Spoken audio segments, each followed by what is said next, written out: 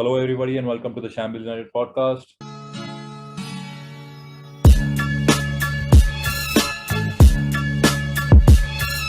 This is your host, Pranav Shahaney, and after a 2 weeks break, I'm back. I'm joined by Satamitra Ghosdastidar and Yash Shah, and our topic for discussion today is Harry Maguire. The Man United captain, he's missed the last two games through injury, and it's no surprise that we've lost both the games. Obviously, it's been against two tough teams in Leicester and Liverpool, but you can really see that there's been a lot of difference with him and without him in the team. So, Yash, I wanted to ask you that last season when we signed him for 80 million, people were laughing at the price we paid for him, but I think he's been worth it, not in terms of the amount, but at least in terms of what he's brought to the team. So, how have you seen Maguire's career so far at Man United? So, starting off with his price tag, obviously, I still feel we overpaid for him. But then the 80 million that we paid for him, it was more out of necessity at the time rather than, paying what his real value is. And, you can see it right now because before we signed Maguire, our defense was, like it was all over the place. And right now, it's just been two games that he's been out, and we can see similar situation again. So I mean, he's had his bad moments, but overall, since he's signed, he's been pretty reliable. I won't say he's been the like world class, but he's brought some sort of stability to our defense that we'd been missing like before he came in. And again, he's just been injured for two games now, and again our defense is like all over the place right now. We've conceded 6 goals in two games, and even though they're against good sides, we know how Ole sets up against the good team. So he goes with like a back six, and he tries to like nick a goal on the break or something. Yeah. That requires like a good centre back partnership, and Ole knows it. And right now we would just weren't able to do it these last two games because like we don't really have a solid CB pairing right now. And like you could make the argument that against Leicester we were fielding a second string team, Hmm. but then again, like even then you had experienced defenders in Lindelof and Bay, and they just didn't. Sorry, Bay and Tuanzebe, Yeah. but they just didn't look that sure without Maguire in the squad. And even Henderson against Liverpool, usually he seems to be comfortable. Even David De Gea in the air when Maguire's on the pitch, but even it just looked like the entire defense was pretty shaky without him. Absolutely, and people speak a lot about Maguire's defensive abilities and him being good in the air, but I think he's also good with the ball at his feet because when we are building out from the back, I think he's really good at taking on the players, playing that forward pass to Luke Shaw or into midfield. So I think that he's really improved that side of his game too since he's joined United. And I would go so far as saying that he's been the best centre back at United since Sir Alex Ferguson left. So would you agree with that, Satamitra? Definitely. See, most of the times, if Maguire has got so much criticism from all around, but especially from the fan base, not Yeah. from the pundits. But when you're looking at, say, his ball distribution, as you were telling us about how he has improved there, Yeah. mostly he'll be taking his side from the left flank, as you were telling that he passes to Luke Shaw. He also Yeah. progresses it a lot further as well. Sometimes pushes into the final third, before the final third a little bit, Yeah. and then he switches the play. Hmm. Apart from that, there is another statistic that you should look at. Say United have conceded two set piece goals. Yes, he is good in the air, not when we are trying to score a goal because he is Yeah, not absolutely. headed in a goal for quite some time. But when it comes to defending our piece of the goal, Yeah. he's been really really good in terms of those set pieces, aerial set pieces. Hmm. So talking about say the best defensive player up till now, since Sir Alex Ferguson has the era has gone by, I definitely think he's the best one.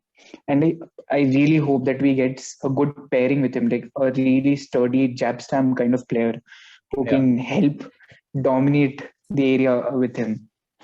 Absolutely. I mean, when And we coming to his like his aerial, sorry for interrupting, but coming to his aerial ability, you can, clearly see when he's not in the squad. So Lindelof, as we know, he's really not that good in the air. I mean, people, Right. the other teams, tend to exploit that. And Eric Bay, even though he is decent in the air without like a dominant figure like Maguire in the air, um, we really tend to struggle on set pieces or crosses or just like in general any balls coming in from the air. It's just not possible for Lindelof to deal with it. And it's not just that he Maguire is pretty strong, so it's Mhm. difficult to bully him off the ball. yeah, Whereas Lindelof, yeah, we've seen time and again that he's pretty weak. I mean, Salah got the better of True. him a couple of times against Liverpool. So we really lack that solidity in defense without Maguire. So and yeah, he's been a pretty important piece of the puzzle this season and maybe even last season. And yeah, I'd agree with Satamitra that he's probably been our best centre back at the club since Sir Alex left. I think a lot. I mean, what isn't spoken about too much is also his leadership skills and the way he organizes our defense. Like Satamitra said, we've not conceded too much from set pieces. That's because you can always see him communicating with the players around him. You can see him communicating De Gea with Henderson because two different keepers. It's obviously not easy for them to get used to the back line. But I think the games where David De Gea wasn't playing and Henderson came, and I think he had such an easy transition in is because Maguire was marshalling the defense really well. Now, if True. he has a good defensive midfielder in front of him, and like you guys said, a good central midfielder defense partner, I think the team can Yeah. really have the best defense in the league. Because what was the thing with City is that yes, they have a good system, but they also have really good players on the ball, and they have quality players in every Absolutely. single position, and that's something we don't have. Absolutely. Plus, they like Chelsea and City. If you look at them, they have around 18 to 20 people who can actually walk into the first team. Yeah, We don't have that. exactly. Because We would require someone like that. we saw our second team against Leicester how badly they played. I mean, obviously we played a few kids, but I don't think we have a really strong B team. Who do you guys think? Like, Good do you point. guys think that if Lindelof isn't good enough, what should we do? Should we try making McTominay into a centre back, or should we give Tuanzebe a run? Should we? I mean, Bai you can't even rely on Bai because he keeps getting injured all the time. So, what do you think we guys should do? So we know that Lindelof is not that good. I'd actually give to Ansebi a run of games. I Hmm. mean, whenever he's played, he's looked pretty solid. I personally felt that he looked, individually at least solid against Leicester. Yeah. He put in like a world class performance against PSG as well in the Champions League. Hmm. Keeping Mbappe quiet, and he's fast. He's good on the ball, and he's pretty good in the air as well. It's just that we can't see that consistency from him because he's not getting a run of games. I Absolutely. really don't know why Oli hasn't given him a chance. Maybe there's some issues behind the scenes, or maybe he has some injury issues. Hmm. But like as a United fan, as we see the games, and when we've seen him play, I really struggle to understand what he sees in Lindelof that he doesn't see in Tuanzebe. I mean, Absolutely. Tuanzebe is good with the ball as well, and he has He's PC as well, and quicker he's strong than as well. Yeah, he's strong as well. Lindelof as well.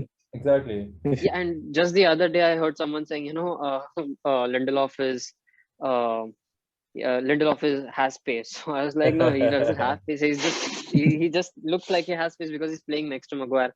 And the like playing a centre back like Tuanzebe who has pace complements Maguire really well. Who he's not that fast. I mean, Yeah. he's pretty slow. If you would, so that would they would complement really well.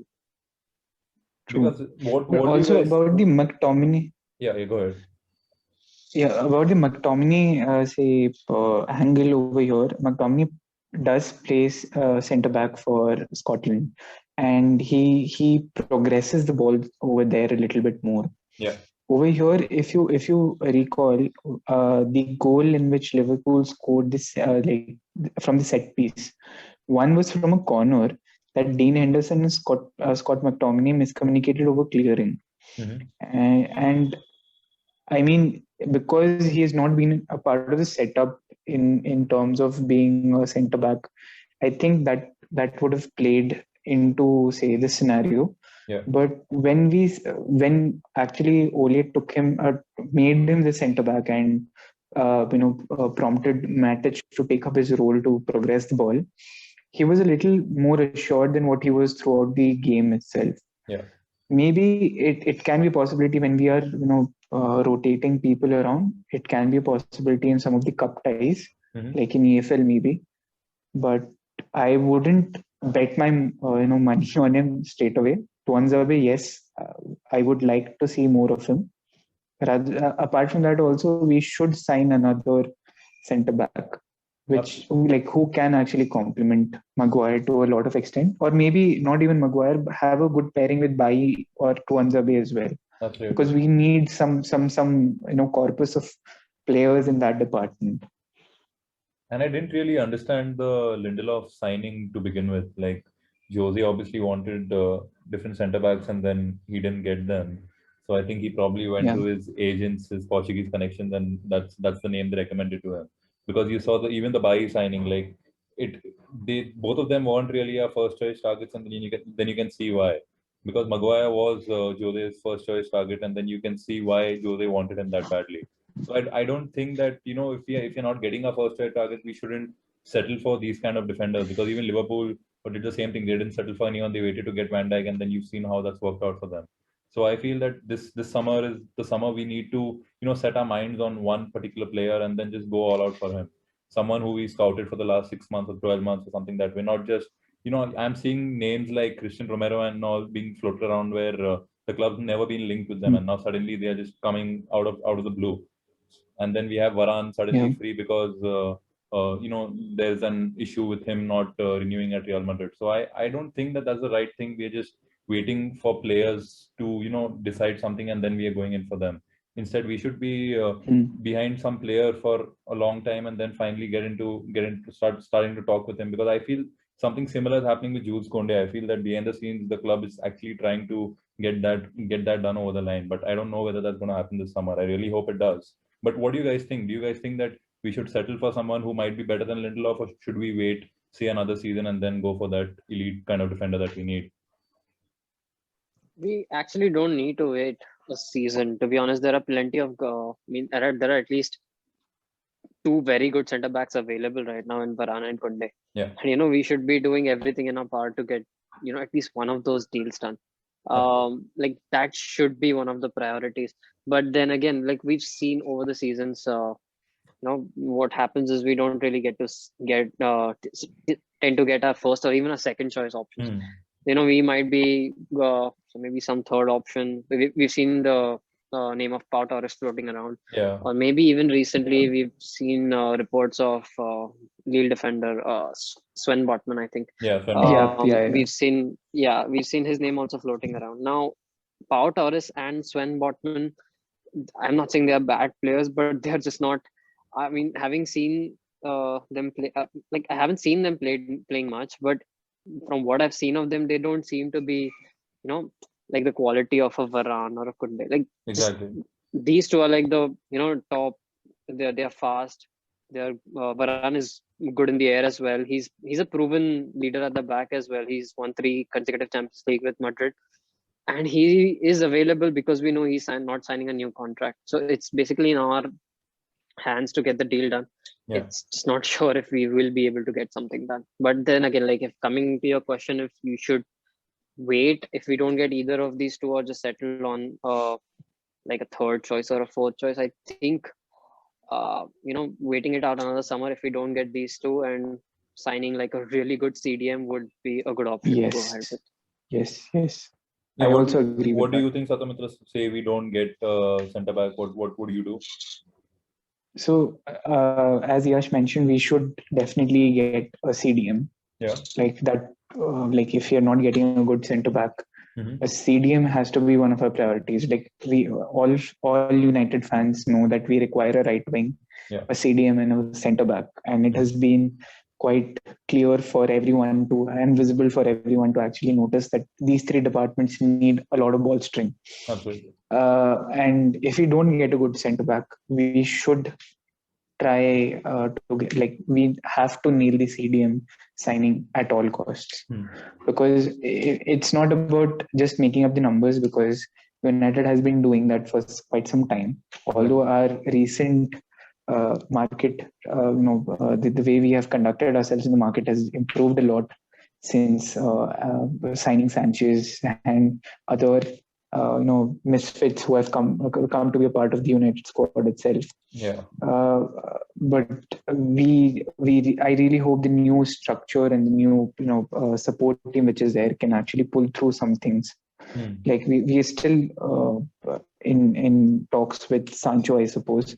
Yeah. I definitely believe that. Like I hope that we get to see him, and I hope again we speak with Varane as well as Conde and get them over the line as well. But if not, then a CDM should be our priority. And while we are on the subject of centre backs, it's also worth noting that Phil Jones is finally likely to leave. What I'm hearing is that West Ham are all of a sudden interested in him, and his representatives want £120,000 a week. Now, why should anyone pay that kind of money for Phil Jones? What do you guys think? I mean, Jesse Lingard is, rumored to be demanding around 100,000 a week at West Ham. Exactly. Yeah. So I don't really know why Phil Jones, like, in what would be the reasoning behind Phil Jones asking for 120,000 is beyond me. Like, I really don't understand. I mean, maybe this is just a rumor, like just pulled out of nowhere, but 120,000 a week for Phil Jones would, like, if United do manage to get him off the wage bill and send him to another club who's ready to pay 120K, I'd say that is like one of the best pieces of transfer business that we'll be doing this summer. Absolutely. I think he's demanding for the meme material that he'll be producing. Because the problem with him is that he's on contract until 2023. So it's not like he's running out at the end of the summer and we can release him. So we need a club to, match that kind of what the club is asking for now. I have no idea what the club wants. They could probably settle for a really small fee, but it looks like he wants a higher salary. So it could be a case where where United pay half his salary and the new club pay the other half or something that way. But it's really important getting him out of the squad. And I think it's also worth noting that our recruitment has changed since we've signed a Phil Jones kind of player, because they didn't really care about how he would progress. They just saw him, okay, he's young and he might be good one day. I mean, Ferguson made a lot of signings that way that didn't really work out.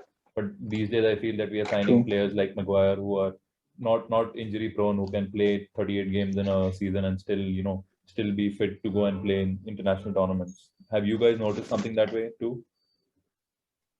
True. I mean, Aaron Wan-Bissaka as well is one of the other signings. Yeah. Apart from that, say Daniel James, I'm not. He divides our fan base a lot. Some days he's really good, some days he's awful.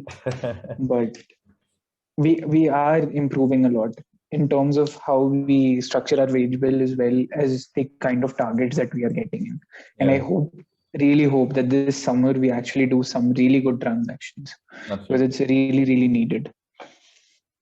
And like getting good signings is one key aspect of this, but then another thing that the club really needs to improve on is getting the wage bill in order. We're seeing this time and again. So we had Sanchez on like 350,000 a week. It was difficult to get him off. We have Phil Jones, maybe 100,000 plus a week.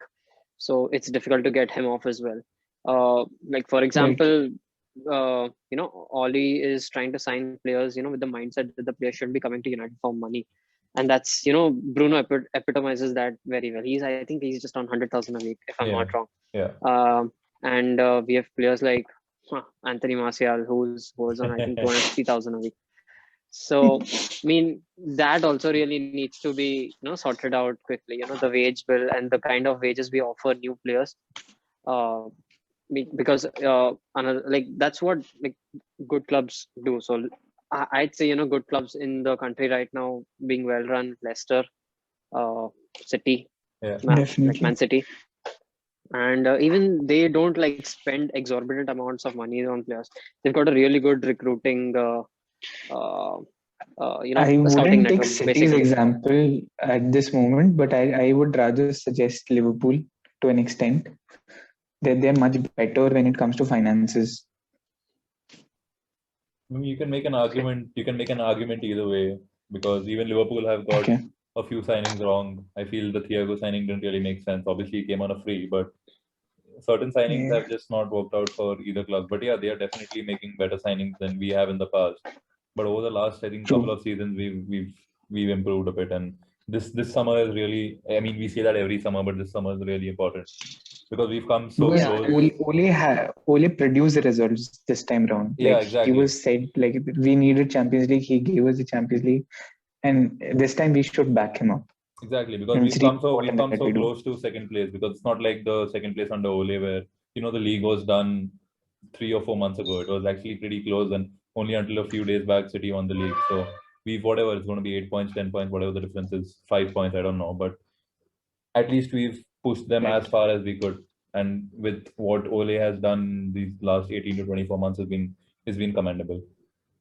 yeah, it's Definitely. definitely been. I mean, not having. I mean, he wanted a centre back last summer as well, and he Yeah. wanted a CDM last summer as well, and he wanted Sancho as well. So like the three signings that we're targeting this summer should have been like I in an ideal Done world we last should year. have had those players at the club already.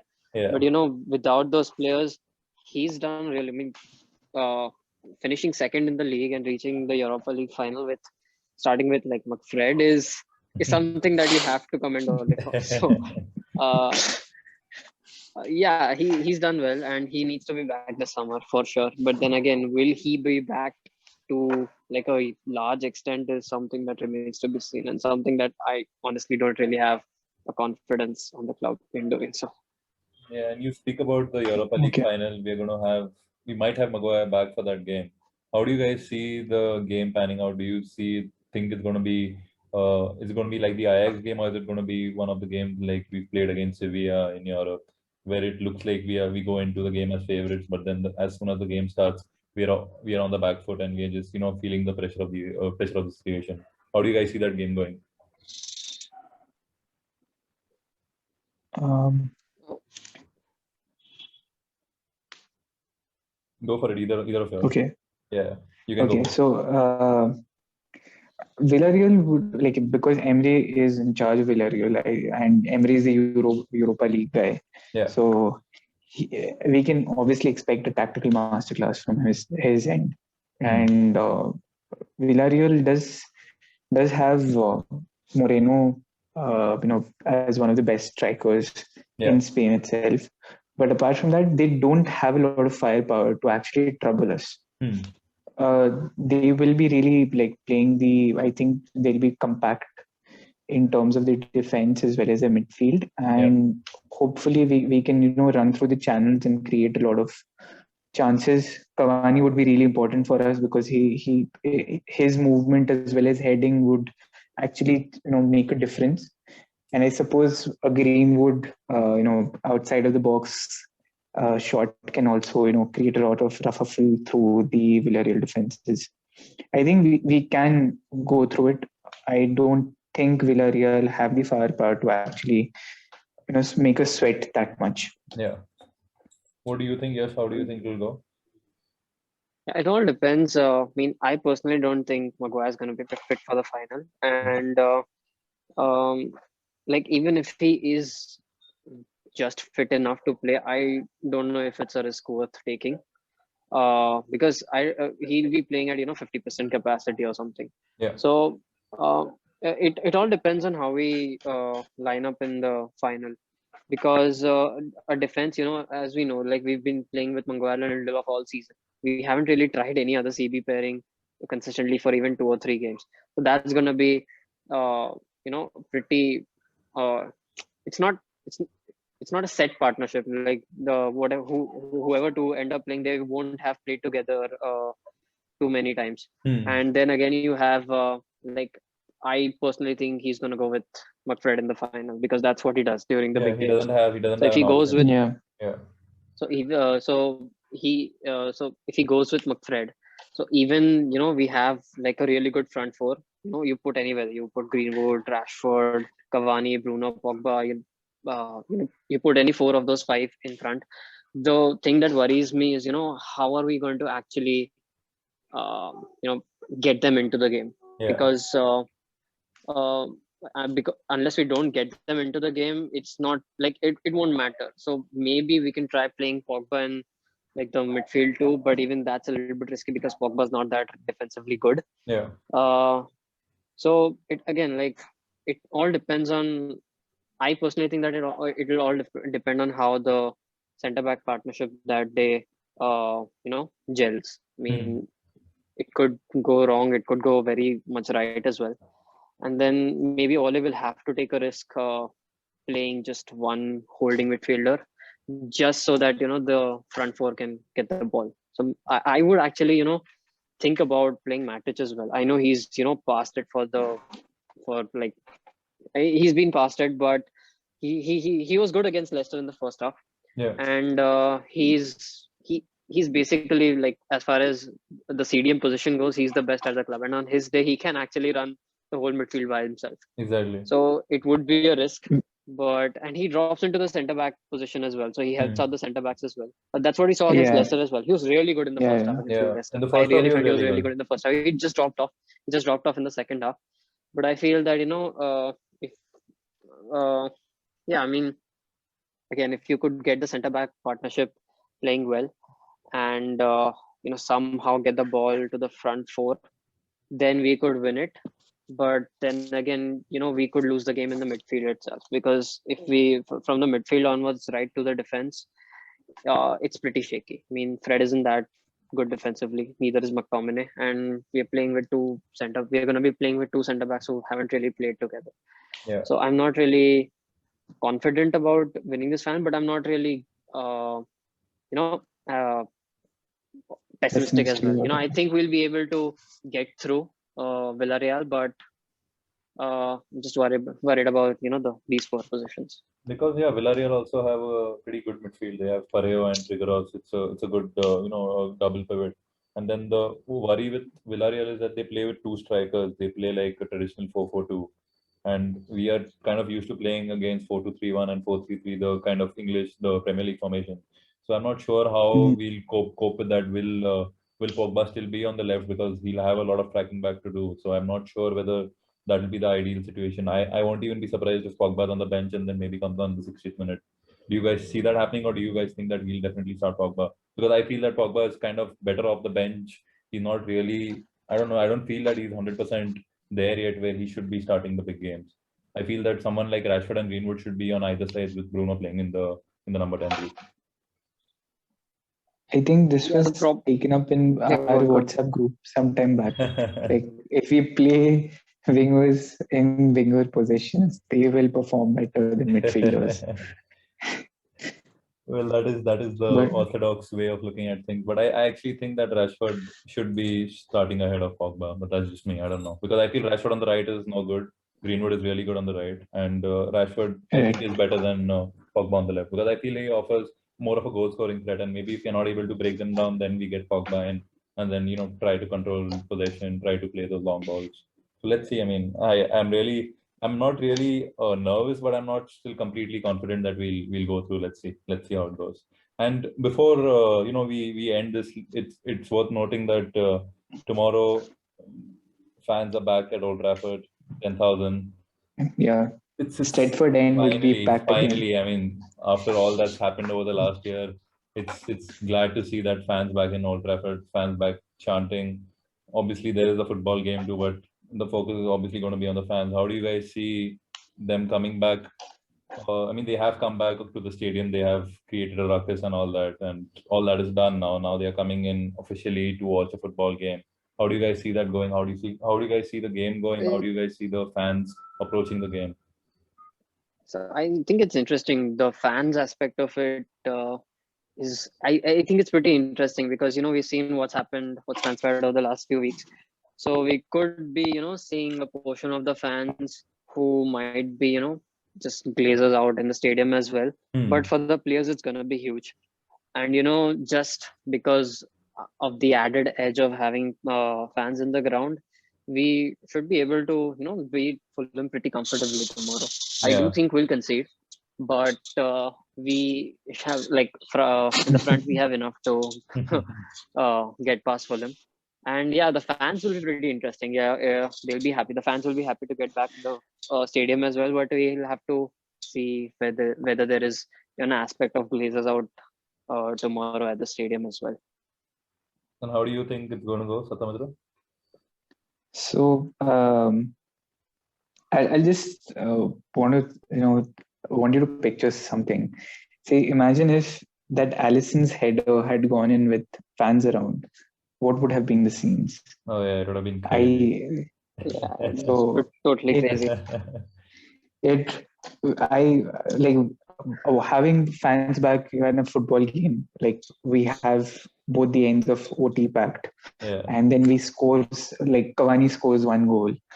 People will go crazy, and it will be like he's already a club favorite, and it will be really gratifying to have him celebrated in front of the Stretford end. So it will be Absolutely. That's really actually one of the reasons why he's staying cathartic. as well, right? Like Ole has asked, Yes, Ole has told him, what? Imagine just what it would be scoring in front of the Stretford end with the whole fans in the ground, the whole ground packed, and everyone cheering your exactly. name. And I think that's one of the reasons that he has stayed. He's extended his contract for a year. I mean, we all know he wanted to go back to his country, but Right.